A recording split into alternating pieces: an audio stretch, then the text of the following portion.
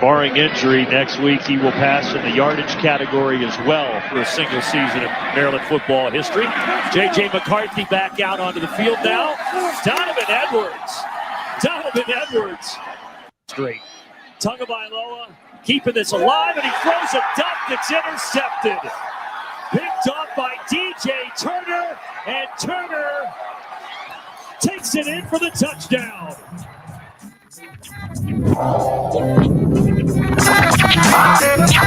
All right, good evening, everybody. Welcome in. It's the TMBR, the Maize and Blue Review, Michigan Football Postgame Live, Maryland edition. I'm Dennis Fithian, joined by former Michigan linebacker Jim Scarcelli.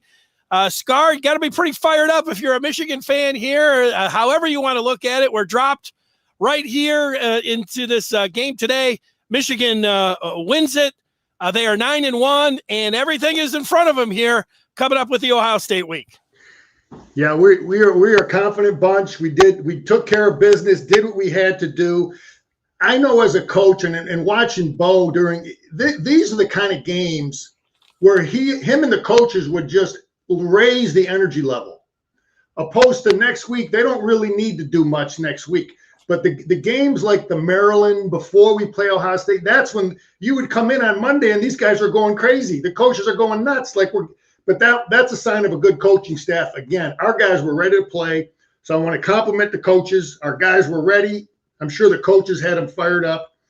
And there's four things you really wanted to get out of this game. Number one, we won the game, right? Number one, we won the game. Number two, we come out healthy. Number two, we come out healthy. Number three, we got better. A lot of guys, we got better. And number four, we played a whole bunch of guys.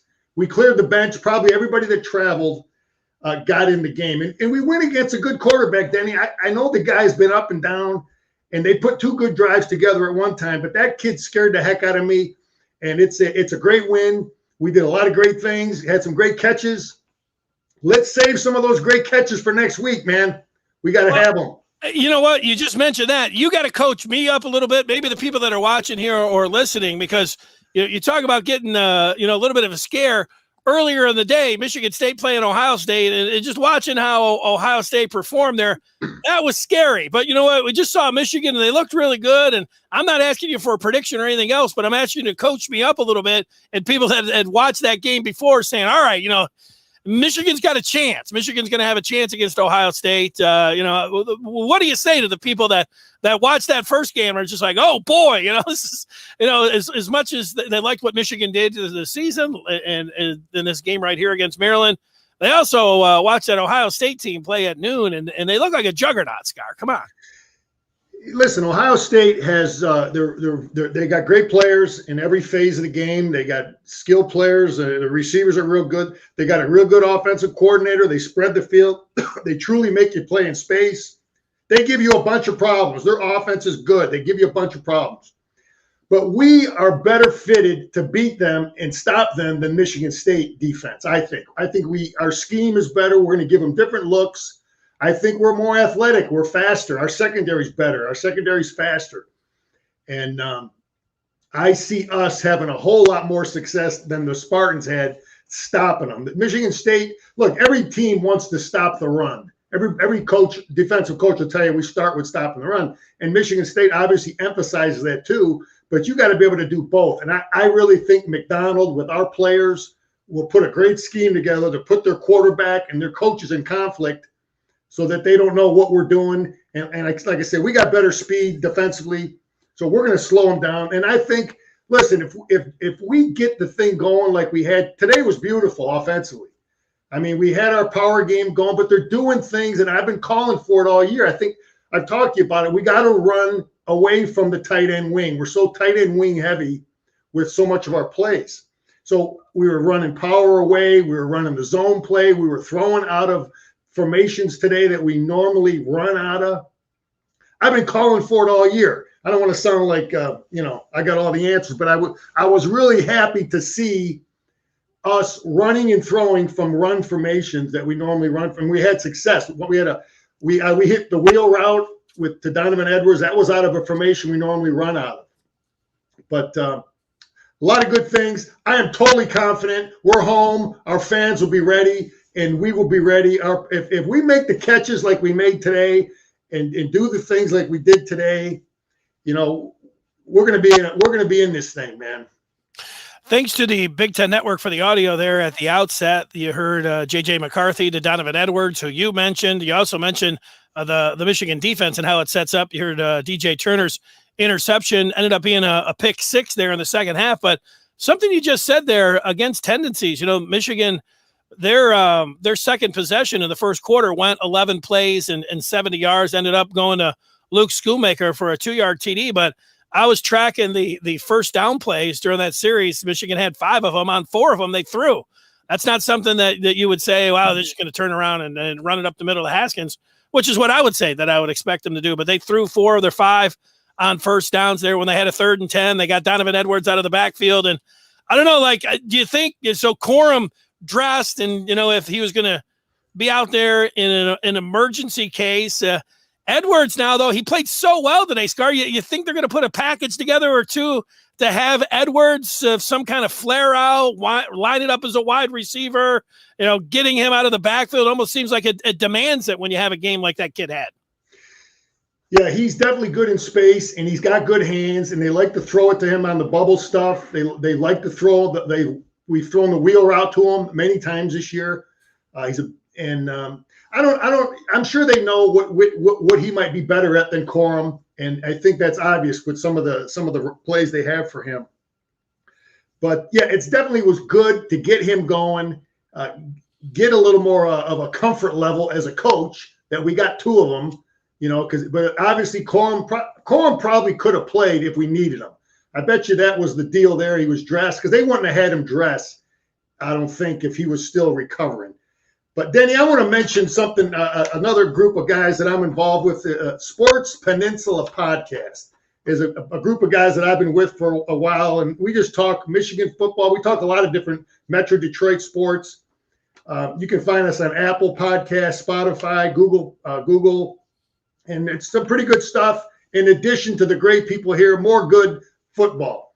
But, yeah, it was great to see Donovan Edwards going. And our tight ends really weren't involved that much today. But listen, I know you're going to ask me about JJ. I told you I love it. I want to see him in the game because you saw, you know, he gives you that run threat. There was one time they brought a pressure. There were 2 guys. They had him boxed in, and he avoided it and went for a first down. And, you know, McNamara wasn't going to make that happen. And that's fine.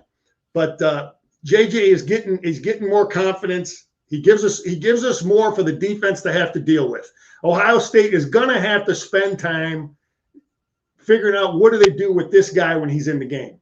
And it's just more BS for the defensive players to have to look at in practice, more stuff to, you know, drag on them in terms of what they have to prepare for their game plan for Michigan.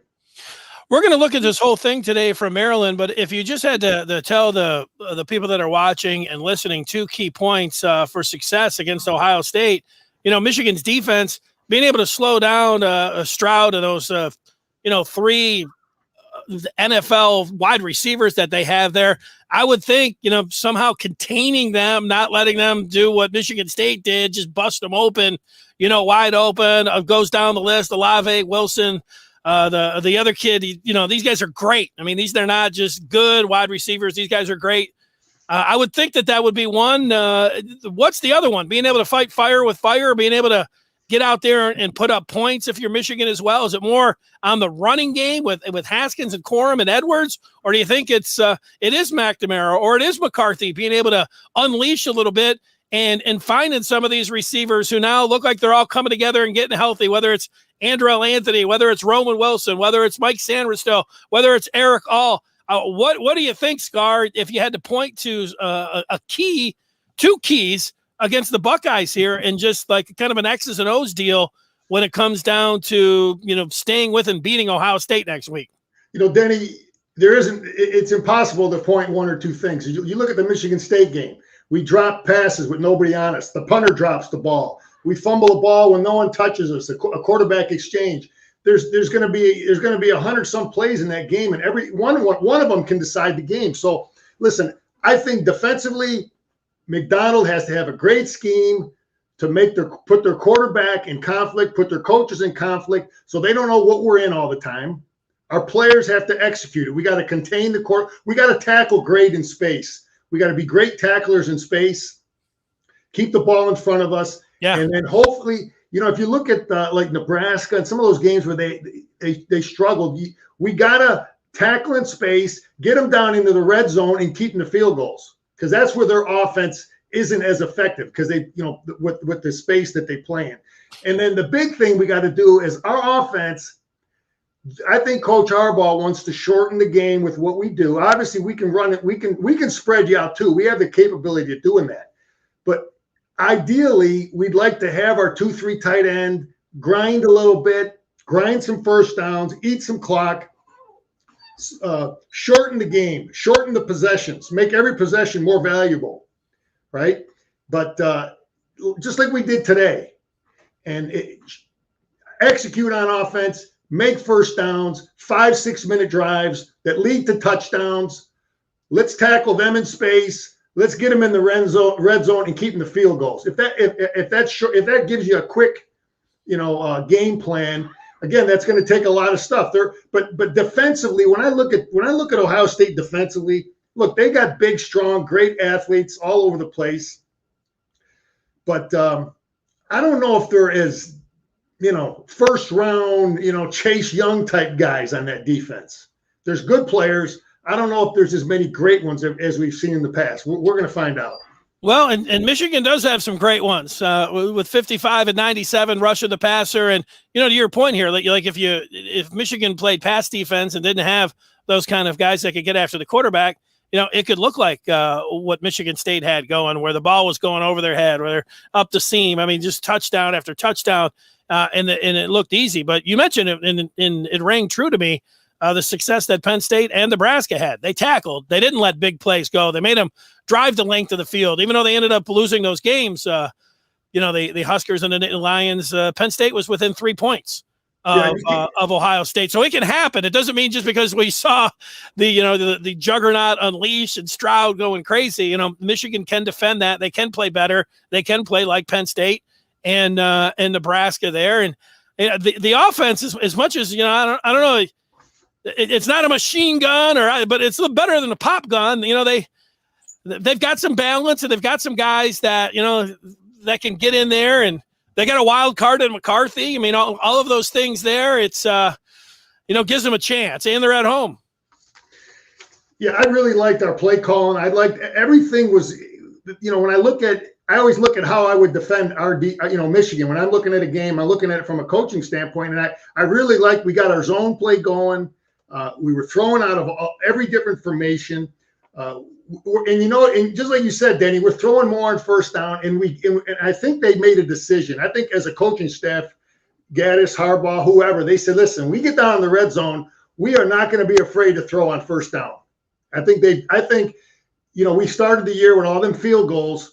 And I think if you look at Michigan and but the opponent is seeing that too, which is great, because now they got to play pass on first down, and we want to put them in conflict like that.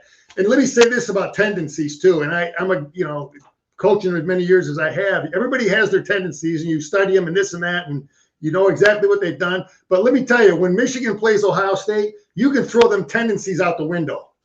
When you have your big game, those tendencies are irrelevant because people change all that. But I like JJ in the game. I wouldn't hesitate putting him in against Ohio State either, because you have to really watch when he's in a game what it does to the backside defense, Denny. It slows everything down away from where the ball is being run, because they have to honor him with the quarterback run. What else did I see out there? Well, let me direct you. Let's go to today's game. Look at Michigan on offense. You're talking about the quarterbacks here. Cade McNamara threw the ball 28 times. 259, had two touchdowns, no interceptions, although the one down there in the end zone ended up being called as a hold. He did throw a pick there, but that one got wiped off the board. McCarthy, 5 for 5, 58 yards and a score, and McCarthy also ran 2 times for 19 yards and and bowled over a defender like he was a linebacker to get into the end zone as well. A pretty physical run for a touchdown. Just Michigan offensively, you mentioned the one-handed catches. I mean, these are things Andrew Anthony and Mike Stanristow, those aren't easy catches, and those were big-time plays. And you know what? Both of those were down in the red zone. To your point, like Roman Wilson, that first touchdown he had against Penn State last week on their second drive, that one was stuck right in there. That was from the 21-yard line, so it wasn't necessarily goes down as a red zone touchdown. But Michigan had some in there today. What else offensively, stood out to you when you think about Michigan here today on when they had the ball? Danny, I think our quarterback was very accurate again. He had the one bad pass. He threw off one of our offensive linemen's head, but he was very accurate today. He stepped up in the pocket, showed a little bit of ability to run there. I thought our offense did a great job executing at the end of the first half, only to kind of screw it up with that high-low block that we had our tight end, 86 Shoemaker. And Laurinaitis was right. His hand on him, right. Laurinaitis was absolutely right. Haskin blocks the inside gap. The tight end should have blocked outside. But and let me interrupt you there, Scar, because you said something that you were watching the TV copy like me. Well, and what you were talking about in the first quarter, McCarthy came in. Cade, he did throw the ball and ended up hitting the offensive lineman's helmet, right, or the defensive lineman's helmet. I don't remember which one it was, but the sideline reporter said they're talking to Cade, and the focus is not throwing the ball low into the opponent's helmet. Now, I don't know if he heard Gaddis or Harbaugh coming over there and just saying, "Hey, don't throw the ball into," like that seems like he does have a delivery that's more, I don't know, 3/4. It's not over the top. I mean, are they telling him change his delivery? Are throwing lanes? I was surprised that came up when you heard that. I don't know, did you hear that comment? And what do you think? This isn't the first time that we've had McNamara throwing into and hitting a lineman here. Throwing lanes, delivery. I mean, what do you emphasize if you're the coaching staff when it comes down to Cade, and what were they talking about over there on the sideline? Denny, I was telling you in the past that I coached a lot of positions, and quarterback is one that they just have. A quarterback has to have a feel for where that window is, between the offensive linemen. And if he's throwing one of them shallow routes, right in front of him, sometimes that can happen. He's just got to be smarter. He's just got to be smarter at that. Obviously, they what can you do about it? He hasn't done much of it.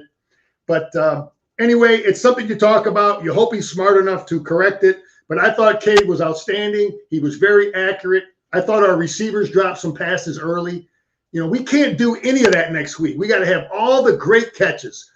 Our first drive, we dropped a pass. Kojo dropped it. He dropped a couple today. We can't have that. We can't have none of that. Everybody, I'm going to tell you this, Denny. Here's what Bo used to say before this game. He would go on Monday. He'd go into our meeting room, and he would look at everybody who was our 22 starters. And he'd point to Harbaugh, and he'd say, "You got to be better than Karasadis," I think was the name of the quarterback when I played. Or he'd tell me that I got to be better than their outside linebacker. He'd tell Eric Caddis, "You got to be better than their tight end." So he went right down the line saying that everybody from Michigan, at whatever position you played, you had to be better than the kid from Ohio State. So our receivers, everybody's talking about the Ohio State receivers. Our receivers got to play like they played today. If they make those great catches, I don't think our blocking was as good as it's been today, but we got to block great. Everybody's got to play their best game. That's a memory I have of the way Bo used to approach that game. Every guy's got to play better than the guy who's playing that position for Ohio State. Yeah, I love it. You know what? Do you feel like there was a change this year? There seemed like there was somewhat of a change. They went into the locker room and they put it up on the wall. What are you doing to beat Ohio State today? They didn't shy away from any of those any of the comments. They were talking about what did you do today, and in the past, even when, it was just Justin Fields, the last Buckeye quarterback that was in there, he said some things, he kind of flimp it. And, I'm paraphrasing it, just like, hey, we want it more. We want it more. I don't know, like, the talent, what it comes down to, it feels like Michigan's focusing on, hey, they want it. I don't know if that's going to be a factor in there, but a little bit, not a subtle change, but Michigan outwardly talking about, hey, we're not, at least from that standpoint, we're going to want it. We're going to be motivated. We know that they, how many they've lost in a row here. What is it, 8, and everything else. They didn't play 15 of 16. I mean, the numbers are terrible. But, the narrative changed a little bit from the Michigan camp this year. Scar, did you notice that? Maybe he's just saying it publicly. I don't know. I'm not on his coaching staff. I'm not a player now. Okay, but this is what I believe. I believe that Michigan football, 365 days a year, is doing something to beat Ohio State and Michigan State. I believe that it is ingrained in what we do. I believe that our offense is doing things that will help our defense stop Ohio State. I believe that. I believe it's part of our offensive.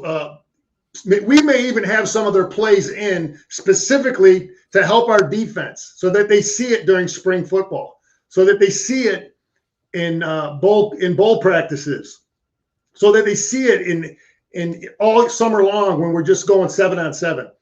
That's what I believe. I don't know what, we don't know for sure. I'm not a player in the program now. I'm not a coach, but I know what it used to be like. And I firmly believe that maybe he hasn't said as much to the media about, or put some big red signs all over the place, or put a clock on the wall. People want a clock on the wall, and that means I don't know if I agree with that. But I do think that we emphasize the hell out of those 2 games, and that we've done things defensively. We probably do things on defense to help our offense for Ohio State too. I wouldn't doubt if that is something that is part of what we do. Because you're never going to be, Denny, we're not going to stop Ohio State's offense if our defense doesn't get a good idea of what they do. And you can't just prepare for something like that in 1 week. Well, what did you think of the defense today? They held Maryland down to 3 points at the half. DJ Turner stepped up and had a pick 6. I don't know if it went down. I don't think, Hutch, they were holding him a little bit, and Ajabo, these guys trying to set the sack record and everything else. I don't know if they ended up getting any or not, but what did you think overall? Did you take any notes down about the Michigan defense and things that jumped out today? Because there was a lot of fireworks offensively, especially when the second half rolled around, offense, defense, and special teams. What about the defense specifically?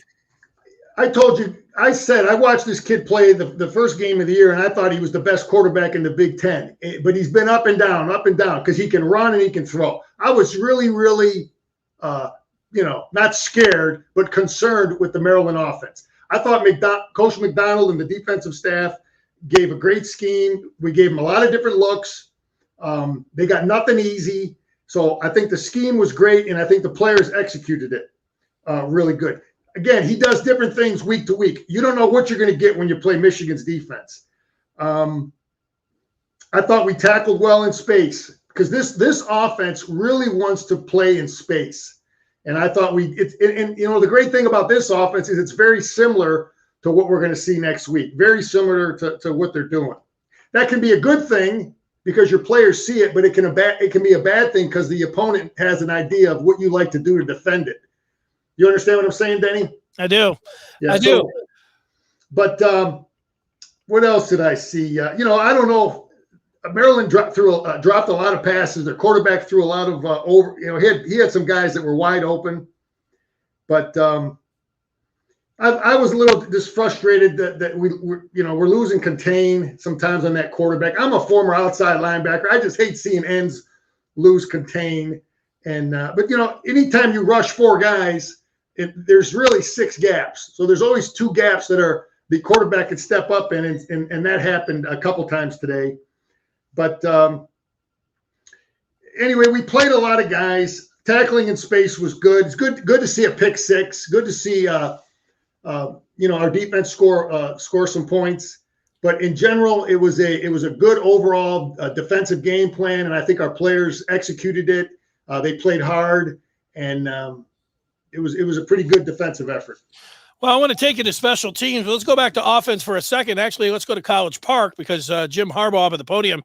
Angelique Shengelis from the Detroit News is taping some of this news conference. And here's Jim Harbaugh talking about his true freshman, Donovan Edwards, in the game that he had today. It was a great performance, all-time record. But as I told you earlier, this will be a blip on the radar of the career of Donovan Edwards. He's destined for great things. Just a blip, great day there for Donovan Edwards. He came in pretty highly ranked and everything, and he did look awesome. You mentioned his good hands. It wasn't just him getting out and doing it. You saw the speed, the ability after the catch, all of those things. Here's a couple other notes that Angelique is saying from Jim Harbaugh. Here's the quote: "We want to finish it. We want to win all the marbles." That's from Harbaugh. Cade McNamara was asked when his focus turned to Ohio State. He said, quote, "Once I got taken out."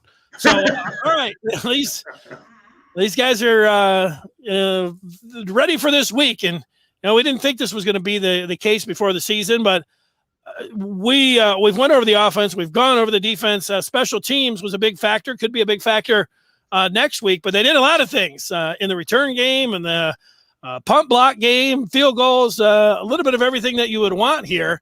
Go through some of that kickoffs, or go through some of that special teams stuff, and what you saw there from Michigan specials today. As a former coach, I always worry about catching punts because again, Bo used to always say that's the hardest thing to do in football, and it is. And I'm still worried when we're catching punts. So.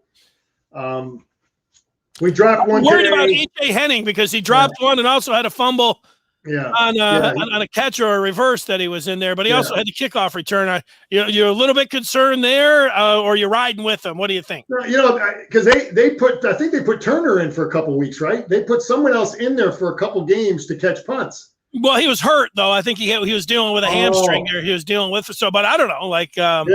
Listen. If that's the guy he probably catches them. It's just like basketball, shooting 3-pointers, right? Where everybody's down on our basketball team, we can't make. But I guarantee you, Caleb Houston's probably 80% in practice. But you got to catch him in front of 100,000. So we got to catch the darn punt. We don't want to do that next week, but. Our punt return team I think Jay Harbaugh does a great job. In general, all of our special teams, he's the guy that runs that. I think our punt return team has been real good. And we blocked a punt today. And what that does to you, Denny, when a team shows that they are willing and they know how to execute and block a punt, what that does is it forces the protection team to spend more time on protection instead of getting in their lanes and covering.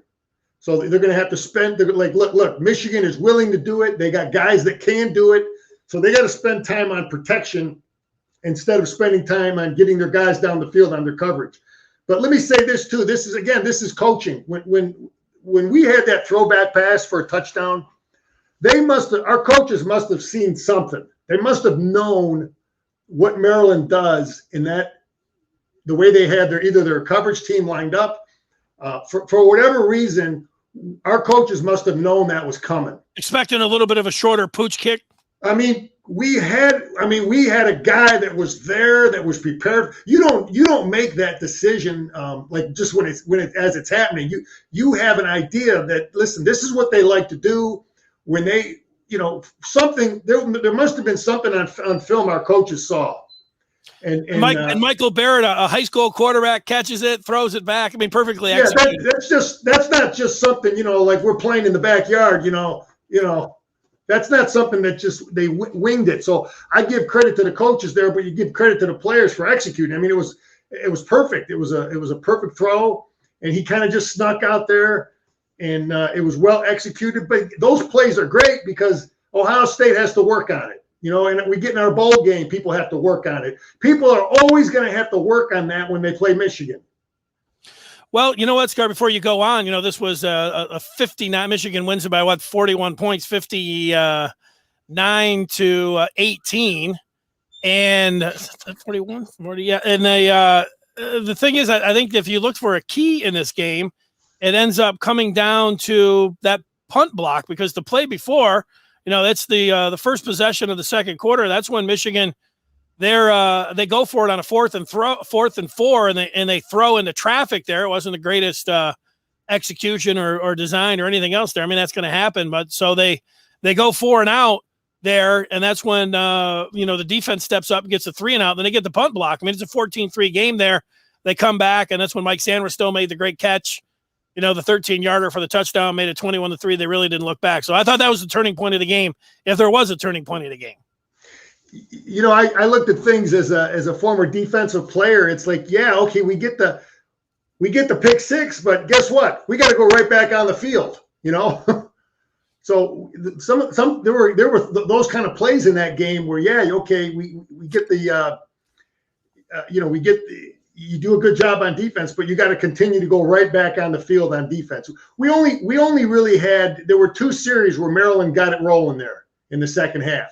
They had us reeling a little bit there where they were playing like they were capable of. But luckily we settled in, and I was happy to see a lot of them young defensive players get reps, because like we talked about how important game reps are. And it's good to get that. And those kids are going to be so much more fired up for practice this week. All those guys that played, they'll be that much more excited, for as their future with the program, because they got a few reps. Well, we've talked offense, we've talked defense, we've talked special teams. We started out talking a little bit about Ohio State. Let me ask you a specific question. I'll get your general thoughts on this game, and we'll look ahead to Ohio State. You're in the camp, because going into the game in Happy Valley, I thought that Michigan just should go with Cade McNamara and not go with J.J. McCarthy in case it was an emergency and they needed him. I wanted to have McNamara say, hey, you're our guy. McCarthy, great job coming up to this point. Feel good about bringing you in if McNamara, busts his chin strap or something, but give him the ball. It's his game kind of thing. And that is what happened against Penn State. But just listening to you, Scar, over these last couple, you don't have any problem with J.J. McCarthy. Is that something that you think heading into this game, if you had to guess, it's gonna be more like today, or is it going to be more like the previous week when we didn't see any McCarthy? What are your thoughts on that? If someone let me bet on it, I would bet McCarthy plays next week, because you got to remember, the head coach has to sleep at night, right? And if you have two that can play, if the first guy gets hurt, you sleep a little better. But also, like I've said, a football team has so many hours they have in a week to prepare for the opponent. You got so many hours, and there's a lot of teams that I've played against, coached against. They will burden you with a whole bunch of stuff. They show a bunch of things. I've done the same thing as a coach. You want them to prepare for all these different things. The throwback on the kickoff, the fake punts, the different formations, now J.J. McCarthy, can he, the runner, you got to know when he's here. If he's lined up here, what if he cheats here? What if they're both in the game? All that stuff is a mental burden for the defense. And it takes away sometimes from, the guts and glue of stopping your best stuff. Sometimes all that window dressing type, just to, fog your mind and cloud your mind up. That's the mentality of a lot of coaches. So I get it. I get the concern. I'm still going to support the decision of playing him just like they are is fine. He probably played maybe 7, 8 reps until at the end. He got in at the end and played a little more, but I'm a believer in it. Let me throw 2 other quick ones at you here. How about divvying up the carries here? Hassan Haskins today ended up. You saw a lot more. You did have a little bit of Donovan Edwards. You had J.J. McCarthy. 20 carries though still for Hassan Haskins. What was it last week? 31, 27 the week before. You could get Blake Corum coming back from what you saw from Edwards. You could be kind of a 3-headed monster. What are you saying? You're Mike Hart, you're Jim Harbaugh, you're Josh Gaddis. You're sitting around here tonight, maybe texting back and forth. Are these guys talking about, hey, let's go 90% Hassan. Let's just ride Hassan Haskins. He's good for it. How do you think they work the running backs in here against Ohio State? You know what's interesting, Denny, is early in the year, you want a good rotation. You'd like to have 25 guys that can play defense. You'd like to have 3 running backs. You'd like to have 6, 8 receivers because, you're playing in warm weather. It's a whole nother deal. Playing today and playing next Saturday, man, you don't need to. Hutchinson isn't going to need to come out of the game. I guarantee you. Opposed to, early in the year when it's 80 degrees out there, you need to come out of the game. You can't go as long. But to answer your question about, rotating all 3, what does that give us? What's the advantage there? They know which one of them pass protects better. They know which one of them runs certain plays better, who runs the power play better, who runs the zone play better. The coaches all know that. But obviously you don't want to show that you only run Donovan Edwards on certain plays and you only run Haskins on certain plays. But look, they're gonna have a comfort level of what they want to do with all 3 of them. Obviously, they probably would like to play Corum a little bit. He's earned the right to play in that game, but they're going to do whatever they got to do to win the game and not be afraid to hurt somebody's feelings if they don't play. It's going to be Thanksgiving weekend. Just looking ahead, whatever this is worth for the forecast, a high of 37, low of 27 degrees, kind of what you would expect for an Ohio State Michigan game. It is in Ann Arbor. What do you think overall? Like Michigan State today, I was surprised that they tried to get Kenneth Walker in the screen game.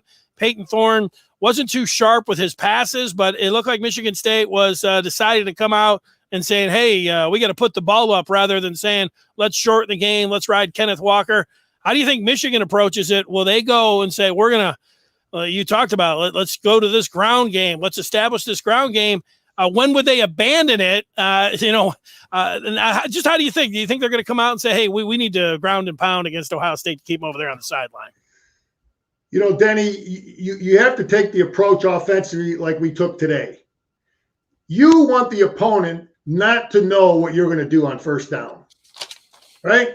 You want the opponent not to know what you're going to do in a certain formation, down and distance, because you know why coaches, everybody hears about coaches, up all night working 16-hour days. What they're doing is they're looking at film of the opponent.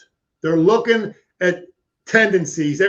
Everybody's got 15, 20 analysts. They put all their stuff in a computer, and this is what they do when the ball's here. This is what they do when they have this personnel in the game. This is what they do with that formation. This is what they do when they're winning. They'll know everything.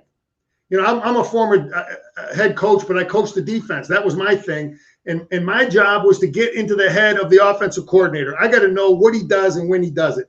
But again, to answer your question, people will change their tendencies in a game like this. Just because what we did against Maryland or what they did against Rutgers or someone else, what they're going to do against Michigan down in distance will be off, different. But Ohio State, I think they are more of they want to throw. I think they have more confidence in their throwing game than they do in their run game. Okay. All right. Well, so we've gone over this game today. Anything that I've missed here overall as we get into a Michigan-Ohio State week in one that in a place you want to be if you're a Michigan fan, where you're playing for a chance to go to Indianapolis. Now, they were in this situation. They needed some help in Harbaugh's first year in 2015. 2016 ended up being that 3 overtime game with the JT Parrott. If Michigan wins that one, they go to Indy, the spot, however it was. Yeah. They don't win that. 2018 was the same thing. Michigan wins that one. They are going. So they've had opportunities here. And now this time they'll have another shot here in 21. And they're at home, where if they win this one, they're going to Indianapolis and something that obviously everybody wants, Michigan to win the Big Ten. And they want to see him go and play in that Big Ten championship game. So, they've got this chance. Here they are, 9-1. I didn't see anybody picking Michigan to win over 9 games. And, here they have an opportunity to do it and do everything. So That's where we're at right now, Scar. Yeah, I don't think Michigan cares who. I'm gonna quote the great Woody Hayes. Who is they? Did you hear me, Denny? I heard you. Coach Moeller played for Woody Hayes. Okay, he used to quote Woody often. Who is they? If they don't think you're going to be playing for a championship, if they don't think you're going to be playing against Ohio State for it all, I guarantee you those Wolverines aren't listening to they. They're listening to their coach, their head coach, and their assistant coaches. And this team is going to be confident, and it's going to be a great game. We just do the things we did to make you got to play in the big games. You got to be a gamer in the big games. We need you now. We don't need you against Northwestern making the one-handed catches. We need it against the Buckeyes. Hey, I want to leave it right there. You know what? It's going to be a great week. I think people, it's instead of tiptoeing into this one, get ready now, man. Michigan's got them at home. Why not? One of these times they're going to come up and win this game. There's no reason to be nervous. You can be nervous, but no reason to, be down on the team. Here they are. One of these times, they're going to come up big. Why not? Not this Saturday. That's going to be my approach all week. You got a final thought there, Scar? 2 words, Denny. Go blue. All right. Hey, great job today, man. You brought it. You had your fastball. And I know you'll have it next week. All right, baby. All right. Take care. There he is, Jim Scarcelli.